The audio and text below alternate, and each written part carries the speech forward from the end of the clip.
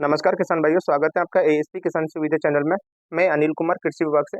किसान भाइयों, आज मैं आपको पक्का बर्मी बेड के बारे में जानकारी दूंगा कि किस प्रकार से इसको बनाया जाता है, कौन कौन किसान इसमें आवेदन कर सकता है, कितना इसमें अनुदान मिलता है, किस प्रकार से इसको आप ऑनलाइन किया जाता है। इन सभी बिंदुओं पर किसान भाइयों आज हम विस्तार से चर्चा करेंगे।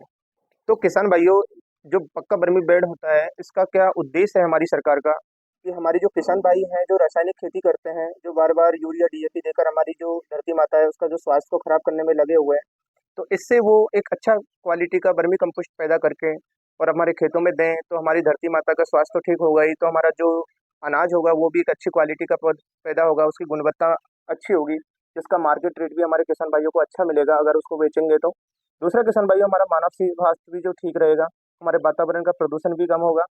तो किसान भाइयों, इसको बनाने के पीछे सरकार का ये उद्देश्य रहा है कि हमारा जो किसान है वो रासायनिक खेती को छोड़कर एक जैविक खेती करे, जिससे हमारी धरती माता का स्वास्थ्य ठीक बना रहे। तो किसान भाइयों, इसमें आपकी जो पात्रता है, कौन कौन किसान भाई इसमें आवेदन कर सकते हैं। जिन किसान भाइयों के पास 0.4 हेक्टेयर जमीन है वो किसान इसमें आवेदन कर सकते हैं और अपना जो बर्मी कंपोस्ट बेड जो बेड है, बर्मी बेड है पक्का वाला, उसको स्थापित अपने खेतों पर कर सकते हैं। अब किसान भाइयों, इसमें आवेदन किस प्रकार से होगा। आवेदन करने के लिए किसान भाइयों सबसे पहले आपको अपना जितने भी इसमें जो डॉक्यूमेंट्स लगाए जाएंगे, दस्तावेज लगाए जाएंगे, जिसमें जमाबंदी होना जरूरी होता है। जमाबंदी 6 महीने से पुरानी नहीं होनी चाहिए। दूसरा किसान भाइयों, आपका एक लघु सीमांत प्रमाण पत्र बनता है, वो होना जरूरी होता है। और जन आधार कार्ड होना चाहिए, आधार कार्ड होना चाहिए, बैंक पासबुक की कॉपी होनी चाहिए। इसका जो फॉर्म होता है कृषि विभाग से प्राप्त करके आप उसको भी अपनी फाइल में लगा दें। उसके बाद आप नज़दीकी ई मित्र केंद्र पर जाकर या खुद स्वयं भी राज किसान साथी पोर्टल या राज किसान सुविधा ऐप के माध्यम से इसका आवेदन कर सकते हो।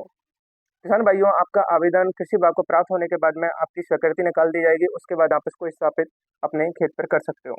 तो किसान भाइयों, इसमें जो अनुदान मिलता है वो इकाई लागत का 50% दिया जाता है सरकार के द्वारा। अधिकतम आपको 50,000 रुपये अनुदान दिया जाएगा। तो किसान भाइयों, मैं अब आपको ये बता देता हूँ कि किसको किस प्रकार से बनाया जाता है। जब आप बेड का निर्माण करते हो, ये मैं आपको जो डायग्राम दिखा रखा है इसमें भी आप देख के पूरी तरीके से जान सकते हो कि जब आप बर्मी बेड बनाना चालू करोगे तो जो उसकी लंबाई है उसको आप 30 फीट रखिए, और जो चौड़ाई है उसको 8 फीट रखिए, और जो ऊंचाई है उसको 2.5 फीट रखिए। ये टोटल जब आप एरिया ले लोगे तो उसके बाद किसान भाइयों, आपका जो बेड है उसकी जो चौड़ाई है वो 3 फीट रहेगी, लंबाई उसकी 15 फीट रहेगी। इस प्रकार से उसमें 4 बेड आपको बनाने हो, 15 बाई 3 बाई 2.5 फीट का आपको एक बेड बनाना है। उसी प्रकार उसके जस्ट सामने आपको दूसरा बेड बनाना है। उसके बाद आपको उसके जस्ट पास में से 2 फीट का स्पेस रखना है। उसके बाद तीन चौड़ाई 15 × 3 × 2.5 का दोबारा से 2 बेड और बनाने होंगे। अब जो 15 फीट जो आप बेड बनाते हो उसके बीच में भी 2 फीट का स्थान आपको स्पेस रखना होगा। और जो जो दो दो बेडों के जो बीच का जो स्थान है उसमें भी आपको 2 फीट का स्पेस रखना होगा। इस प्रकार से किसान भाइयों, आप जब ये स्पेस रखने के बाद में आपका जो टोटल जो लंबाई चौड़ाई बनेगा वो 30 × 8 × 2.5 फीट रहेगा। अब किसान भाइयों, आपको जो टीन सेट लगाना होगा, टीन सेट आप जो किनारों पे से तो आपको 8 फीट रखना होगा, बीच में से आपको 10 फीट रखना होगा। झोपड़ी नुमा आपको बनाना है, बिल्कुल झोपड़ी नुमा, क्योंकि वो पानी है वो भी उसके अंदर नहीं जाए। और आप जब टीन सेट लगाते हो तो जो टीन सेट हो, जो हमारा जो बेड है चारों, उनसे 1.5 से 2 फीट चारों साइड से उसके निकलना होना चाहिए। फिर इसका जो लंबाई चौड़ाई जो बनती है वो जो टोटल तो बनती है 32 × 10 × 2.5 रहेगा, क्योंकि 1.5 से 2 फीट तो टीन का हो गया, 2 फीट जो बीच में जो स्पेस है दोनों बीच में और जो लंबाई में वो भी रह गया। उसके बाद इसका जो टोटल लंबाई चौड़ाई निकलता है वो 32 × 10 × 2.5 फीट रहेगा।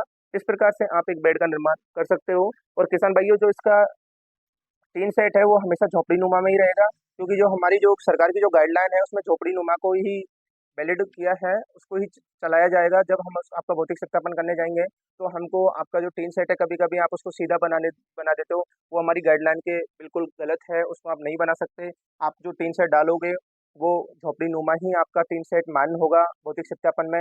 इसलिए किसान भाइयों, आप जब इसको बनाओ तो कोई भी प्रकार की ऐसी समस्या पैदा ना करें जिससे भौतिक सत्यापन करते समय हमें परेशानी हो।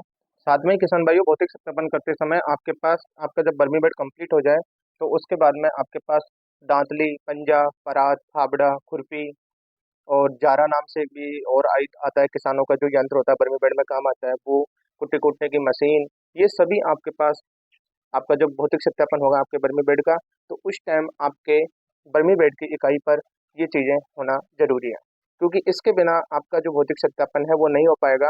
इसलिए सभी किसान भाई ये सावधानियां रखें कि कौन कौन सा हमें जो हमारे जो बताया गया गाइडलाइन के हिसाब से वो हमको सभी हमारे जो बर्मी बेड है इकाई है उसके पास हमको ये सारे रखना है, क्योंकि इनकी अनुपस्थिति में आपका जो अधिकारी आएगा, स्थानीय कृषि परिवहन आएगा, सहायक कृषि अधिकारी आएगा, उसके अनुपस्थिति में वो उसको भौतिक सत्यापन कंप्लीट नहीं करेगा।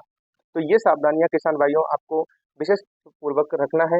जिस प्रकार से आपको आपका स्थानीय कृषि पर्यवेक्षक बताता है कि बर्मी बेड को आप इस प्रकार से तैयार करें, वो सभी आपको तैयार करना है। साथ में ही किसान भाइयों आपको जो आपका बर्मी बेड है, आपको 4 बर्मी बेड बनाने हैं, 15 × 3 × 2.5 फीट के। मैंने अभी आपको पूरा बताया है, जो पूरी प्रक्रिया बताई है उसके मुताबिक। तीसरा किसान भाइयों आपको जो केंचुओं की जो मात्रा है वो 60 किलो होना जरूरी है। आपका जो पूरा जो बर्मी बेड है चारों, उसमें 60 किलो केंचुए डालना बहुत जरूरी होता है गाइडलाइन के हिसाब से। इसलिए आप इन सभी बिंदुओं को ध्यान में रखते हुए जो आपको स्थानीय कृषि पर्यवेक्षक बताता है, सहायक कृषि अधिकारी बताता है, उन्हीं बिंदुओं के अनुसार आप काम करें, तभी आपका भौतिक सत्यापन कंप्लीट हो पाएगा। तो किसान भाइयों आपका बर्मी बेड भी बन गया है। उसके बाद आपको इसमें खाद तैयार करना है, जो बर्मी कंपोस्ट होता है हमारा। ये किसान भाइयों हमारी धरती माता के लिए बहुत ही एक प्राकृतिक खेती के अंदर एक बहुत बड़ा योगदान होता है वर्मी कंपोस्ट का। इसके अंदर नाइट्रोजन, फास्फोरस, पोटेशियम, पोटास की मात्रा, सल्फर की मात्रा सभी पाई जाती है।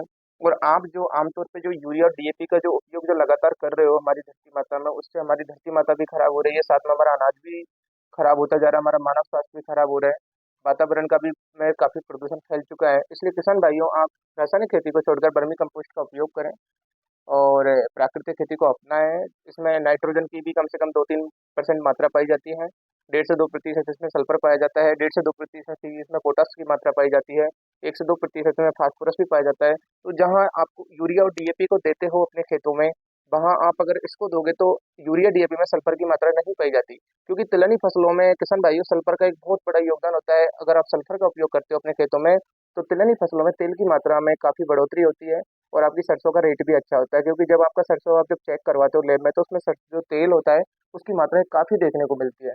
इसलिए किसान भाइयों मार्केट में भी सब सल्फर की जो मात्रा जो प्राइस होता है वो 100 रुपये किलो के सब बराबर होता है।